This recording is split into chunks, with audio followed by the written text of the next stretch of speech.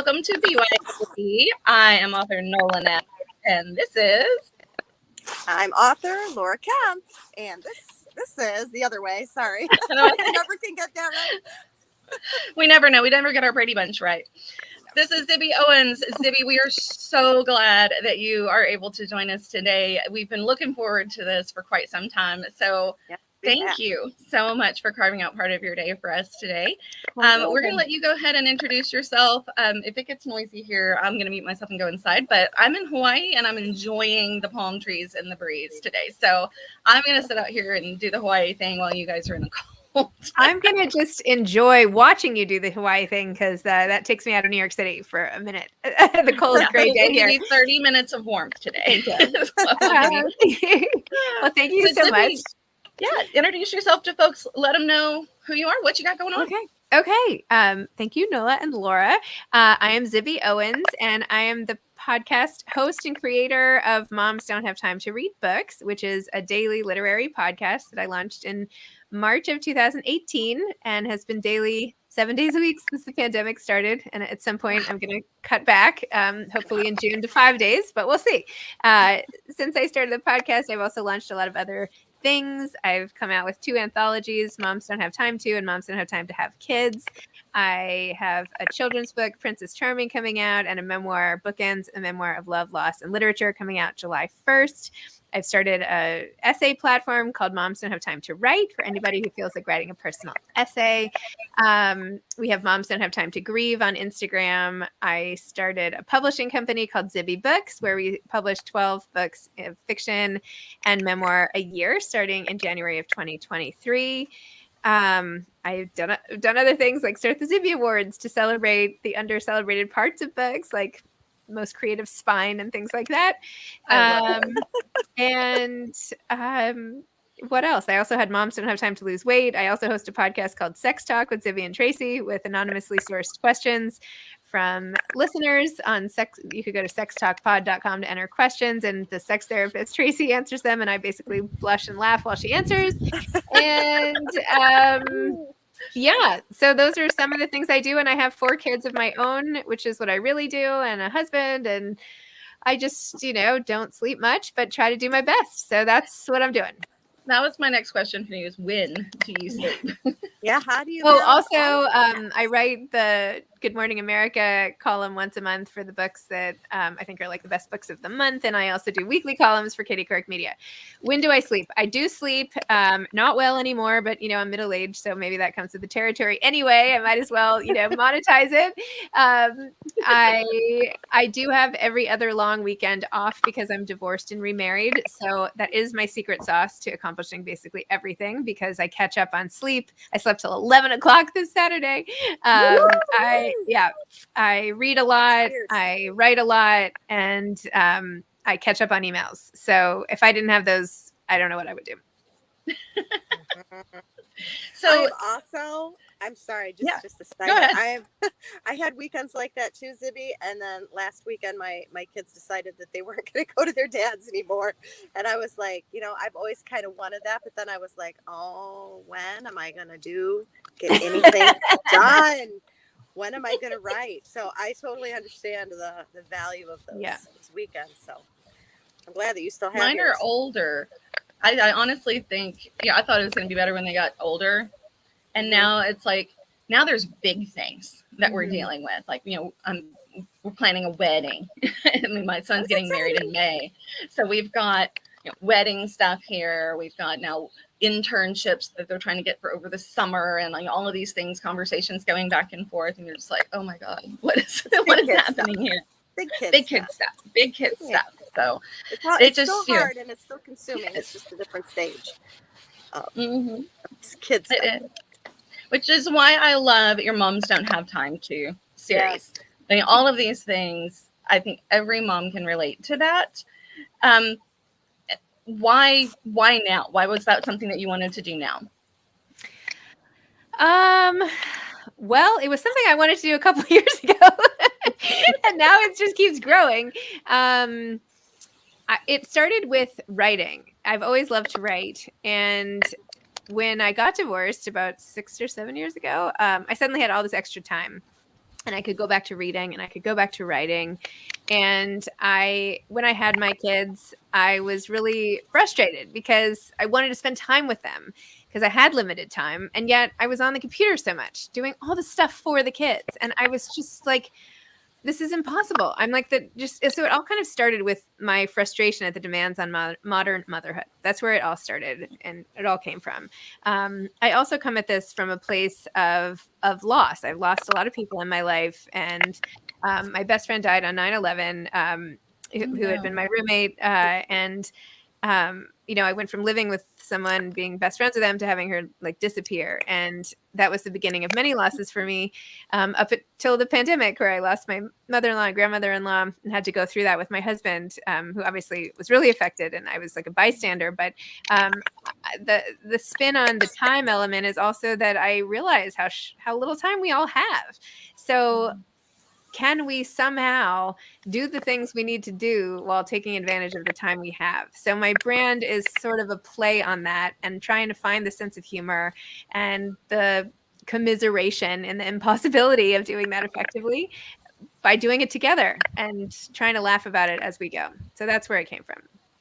I love the doing it together part, and understanding that there are other people out there that have that similar experience, and then trying to find the humor in it, because you get to a certain point where what can you do but laugh? Yeah. And laugh or cry. It feels good. Laugh or cry or both same time. Often both. Yeah, absolutely both. But it does help to know that there are other people out there who feel the same way. And I think as modern moms, we can all say that we've experienced that pressure to do everything all the time for everyone. And we do doubt ourselves. We do feel like we don't have time to do this. I'm not doing a good enough job. There's all these other, I'm seeing things online. I'm seeing moms out there doing amazing things. And I'm over here trying to actually remember to put clothes on before I walk out to the grocery store. It's, you start to doubt. And so when you have that community and all of those other people, it helps to kind of validate your own experience, because there's other people having that experience with you. And what a great community to build for moms, because I think we all need that right now.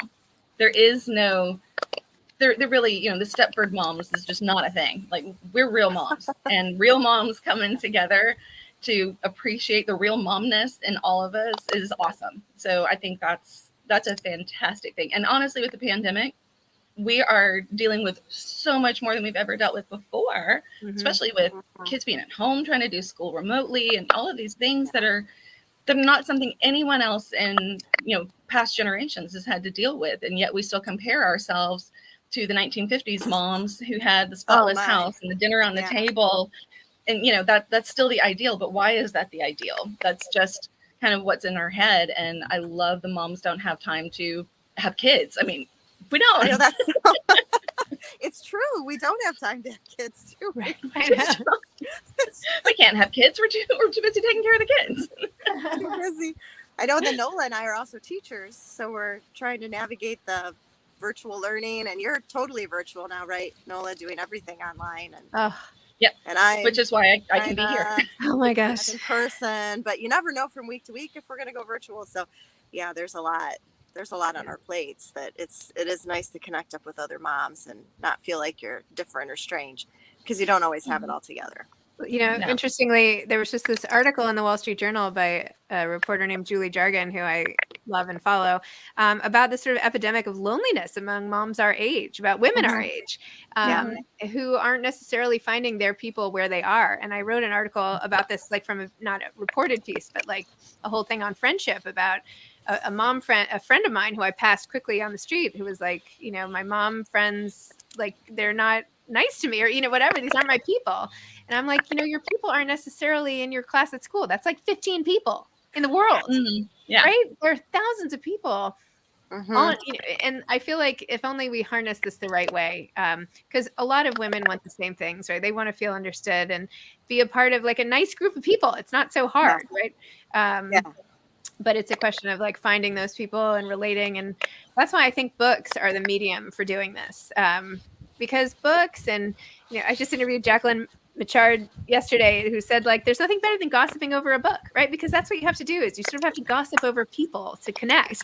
Yeah. And that's what books do so well. It's like, no, we don't have the cheerleader to talk about or something, but could we have a character in this book? So I'm hoping that the books that we come out with serve that purpose. I'm hoping that by recommending books, people, and having like my virtual book club or whatever, that, I don't know, at least I could bring people together around books, because that seems like to be high the school, best. isn't it? It's like high school for older ladies like ourselves, and we can gossip about the characters like that. Yeah, and people who love to think. I mean, there's not always so many opportunities, right? Like, I finished all my school, and I was like, well, what? Now I'm like on the floor, I still, my brain doesn't shut off because I've chosen to stay home with my kids, or I've chosen to pursue this one business, right? That requires one skill set. I still want to read or be intellectually stimulated or immersed or whatever. So I feel like just harnessing those, like,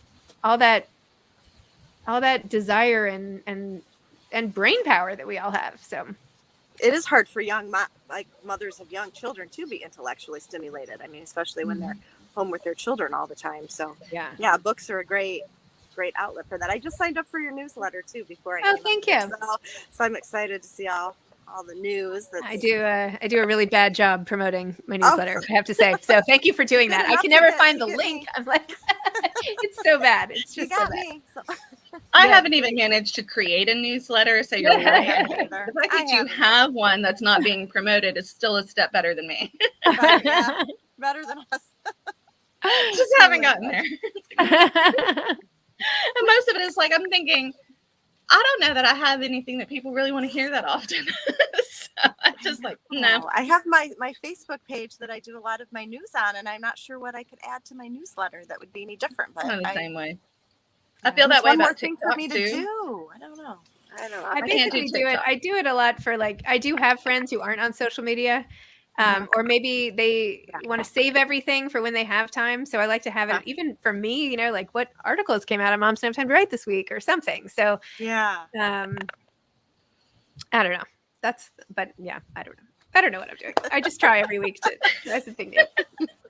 Well, what project are you working on, like, right now? If you had to, like, get off of this podcast and, like, pick something up and do it, what are you working on? Let's see. I will soon be getting my kids from school. That's a good project. Yeah, good project. They would appreciate that project. I'm always prepping for podcasts that I'm doing. So I have a couple of authors that I'm interviewing this week. So I just finished, getting ready for all those. And I have a lot of those the next 2 days. And I'm also doing a lot of early publicity work for my 2 books that are coming out in April and July, which is so fun. And I got some great test runs with my anthologies, but trying to, partner with interesting people and do events that I won't be devastated if they go virtual and things like that. So I'm working on those publicity plans. I'm going to put the final edits on my memoir this weekend because I have to have it in by Tuesday latest so we can have galleys. So I'm working on those. I have to start my February books list for GMA. That's due in a couple days. And I'm collecting quotes for a roundup I'm doing for Katie Kirk Media about people's picks for romance books. I don't know. Are you a list maker? How do you keep track of all this? Or does it just float in your mind? Question. Do you keep a list? I get a list when I get really overwhelmed. Okay. So then I often lose my list. But on Friday, I wrote a list and I was like, must do in all caps, with like 10 things. And then this weekend I was like, where is that list? What did I do? So I did enough that I can throw it out and start a new one for today. But yes, I go through my emails and I figure out what from all the emails isn't just an email. It's actually like a big thing I have to do. So yeah. I will do that too. I'll make a list like short term, like the top 10 things I have to do. And then there's long term stuff. But then I end up losing it too and having to make another one, and then it. I don't fit I can't do the long term. The long term is too strong. I can't cross it out, so I'm not putting it on a list. I do enjoy the crossing out of the items on the list. Too. That's highly satisfying. So I agree. Yeah, I love doing that. I'm a Post-it note person, so I've got my Post-it notes stuck on things with like my list on it, and then I love to be able to cross off everything on the Post-it note, wad it up, and throw it away. Like that's my thing. Peel that Post-it note off. That's the best. Throwing away the entire note list is really fun too. That is good. There is something satisfying in doing that. So, Zibby, when you do a daily podcast, I mean, I do a weekly podcast and we do this one monthly, and there's a lot that goes into that. How do you manage getting all of those people lined up, getting just the time to get out a daily podcast? What's the process there for you? Well, I've been doing it almost 4 years now, and I have refined the process immensely from when I used to do it all by myself to now having a team. I sell my ads through the Acast network, so they can you hear that clicking? Is that my side? Yeah. I don't know. If I mute myself. Let me. Boys. I don't know. Was it me? Okay. Well, I don't know. Sorry if I'm doing something. I could change my speaker. But wait, now I'm like blanking on the question. What did you just ask? I'm sorry, I got distracted by this clicking. What's your process for the daily podcast? How do you manage all of the things that go into a daily podcast? Because we know it's a lot to do as infrequently as we do it. Yes.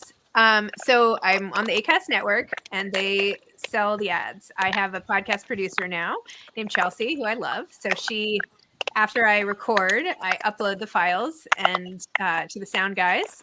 They edit it, and then they send the final file to her to upload and put in like the ad markers.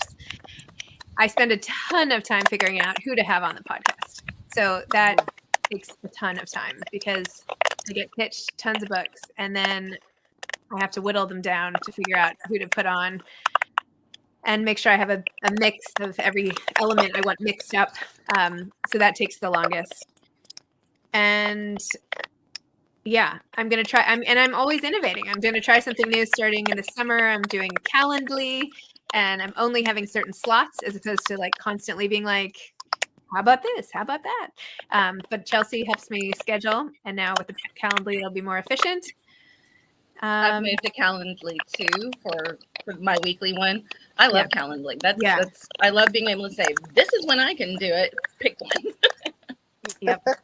So I don't know. That's it's become, we have like systems in place. I think having systems makes it much more efficient. It does. Now, you've got your choice of authors, I'm sure. You've got people clamoring, chomping at the bit, trying to get onto the podcast. And you've got tons of books that people are going to want recommended. You put on your lists of things. How do you choose? How do you pick which books are going to be the ones that make it onto your recommendation list? And how do you decide, this is the author that I want to feature in, whether it's the Katie Couric or the GMA or the podcast? How do you determine this is the right fit for me? What are you looking for? That's a really good question. Something about it has to really interest me personally. Like I just have to respond to it in some way. And I have to keep saying to myself, like, if I were in a bookstore, would I pick this up? So there's that element. Like, would I really? Or, and then is there something really interesting I want to talk to this author about? Maybe there's something really fascinating. Maybe they, started some amazing company and I'm really curious. Like, how does a refrigerator company work? I mean, that hasn't happened, but maybe I'm curious about that. So maybe I'll have the person on to talk about that. Or, maybe it's a point of view I haven't heard before, and I'm interested in learning about, some sort of background, or maybe it's a format that I find really interesting, or a place I want the author to take me. Like maybe I feel like I'm in the mood for Venice, and it's a book based in Venice, and I'm like, I'm in the mood for that. So I have to say there's no science to it. I've probably passed on tons of books I should have had on or could have had on. I could have every book. I could talk to every author, and I would like that. But I really am trying to be true to myself of like, what would I pick up? What would I tell? Like I have a good friend. We always swap books still. Like, what would I tell Isabel? Like, what am I really going to tell her that's really good? And I start it, by the way, I read some of it. Like if I like the pitch on email, I have the book sent. and then I sit and I go through piles like once a week, and I read the beginnings, I flip through it, I see if it's interesting, I see if I want to read more, and if I do, I put it in the yes pile, and then I have a maybe pile, and a no pile is like, well, this sounds good, but I don't know, it's not unique enough, or I'm just not in the mood, and it doesn't mean it's a bad book. It's just like this is what I feel like. So I don't know. It's probably.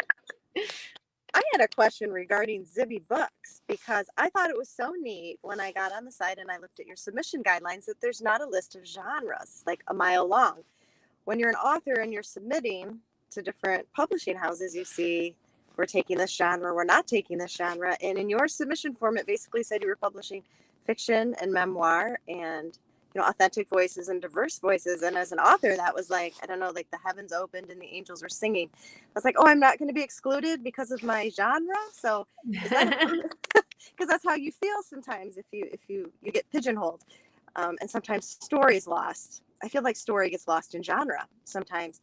It's true. And both Nola and I's books are cross genre, so they go every which way. And it's been hard for us at times to find our niche because of that. But was that a purposeful thing that you did with Zibby Books? Was kind of just have it open to just a good story? I mean, I think yes. We do have some things that we don't want to do. We're not doing like fantasy sci-fi books really. There are some guiding principles, but yeah, I mean, we'll see. We'll see what works best, and it's about the writing. A lot of it's about the writing. Like we're really looking for great writing. Like that's so exciting to open up a document and be like, "Wow, she can write. That's awesome!" Or like I really want that too. And the story usually follows. But I also we're commissioning books by authors who I think just have interesting stories to tell, who are memoirists. I'm interested in the stories. And so is Lee Newman, my co-founder, Lee Newman. Do you have particular genres that you like best, or are you just across the board? You'll read anything that's just a good story? I like to read a lot of different things.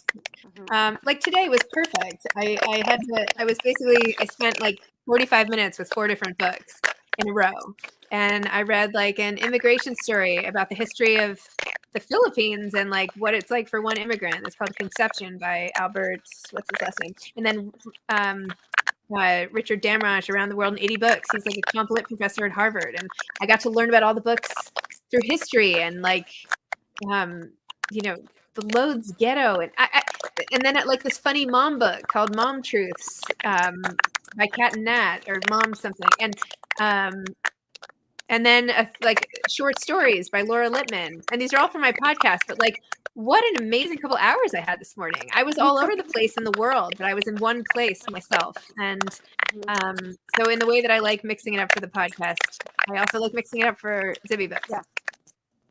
Yeah, I'm kind of the same kind of reader. I jump from book to book to book, and it's like I'm never going to finish one of them.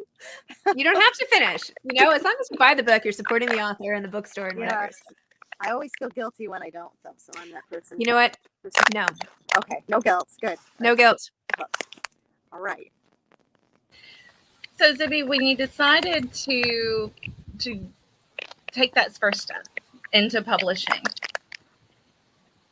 why did you do it? I mean, what was actually kind of like the motivation to do that? What launched you in that direction, as opposed to just kind of sticking with the author thing? And there's enough work to be done when you're an author. I mean, to publish, to do the publicity for your own books, but now you've taken on other people's books as well to publish and get them out there.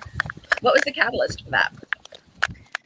I mean, I hope it wasn't a mistake, but it was because I just kept hearing the same things over and over again from authors, and I had my own experience with 3 different publishers, but it was more coming from the authors, things that seemed structurally difficult to accomplish because of the way big publishing houses are aggregating through no fault of the people in publishing, who are generally great and want all the best for the books. But I felt like maybe there was a new way to do things if you started it from scratch in today's world. And I saw how advantageous it could be to be so nimble when the pandemic hit, and that I could like pick and choose, and it took everybody a while to sort of catch up and evaluate and whatever. And I was like, no, like we try. Like I love experimenting, and if it doesn't work, switching gears. Like I find that very exciting. And testing things out, and we're doing that now. I also just have had like a few experiences where I'm like, I would love to make this into a book, like maybe I could help. And I don't know. It's not like it was one of my big dreams. My big dream was always to own a bookstore, and it was never to be a publisher. But this has all just sort of happened, and I feel like now I'm in the right spot. We're having so much fun. I really feel like I'm just very excited about what we're setting out to do and the things that we've already been able to accomplish. So. Well, I know you've been interested in a book called Find Your Unicorn Space, right? Is that what? Yes. So what would you say is your unicorn space? Is it when you're doing the stuff with the publishing house or with your kids? What's your personal unicorn space? This connecting with authors, connecting with and like building this whole thing around it, this community. I'm loving this. It's hard for me, actually. I'm like working on not doing it so much that I make time for the things that are way more important in my life, like my kids and my husband, who I will always, stop everything, but not really if it's a podcast, but, I'll get to them in 20 minutes. It's a balance. It's hard, but I am so energized. I'm just so energized right now that, I think this is my unicorn space, sort of building this little thing I've got going. So. Well, you can tell because you shine through as being very authentic and very joyful in what you're doing. So. Oh, good. Because I am. I really am. You can't fake that. So I don't think you can fake that kind of stuff. People sense that. So it seems like you're really coming from that when you're doing your stuff. Thank you. That's nice of you. You're welcome. Awesome. Well, Zibby, before we let you go, tell us about Princess Charming. You've gone into children's books, and Princess Charming just looks adorable. Tell us a little bit about Princess Charming. I'm very excited about Princess Charming.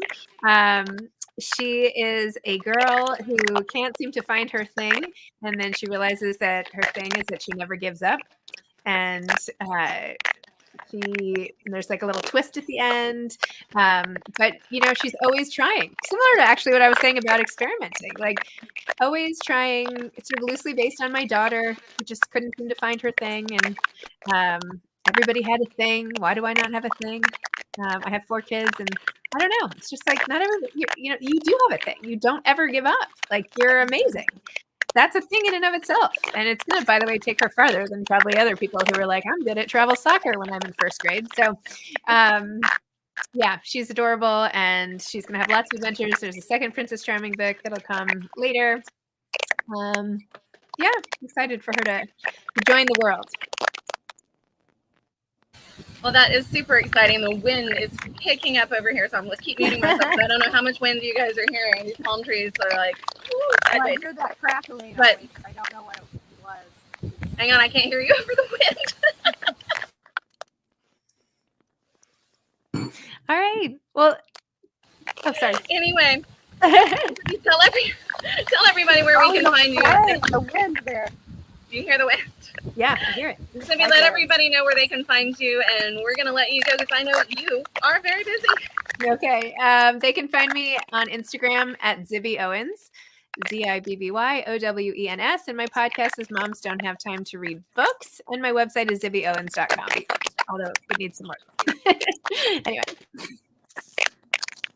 Well, Zibby, thank you so much for joining us. Laura, always a pleasure to get to see you again. This has been a copywritten podcast of Authors on the Air Global Radio Network, and we will see you soon for more BYOB.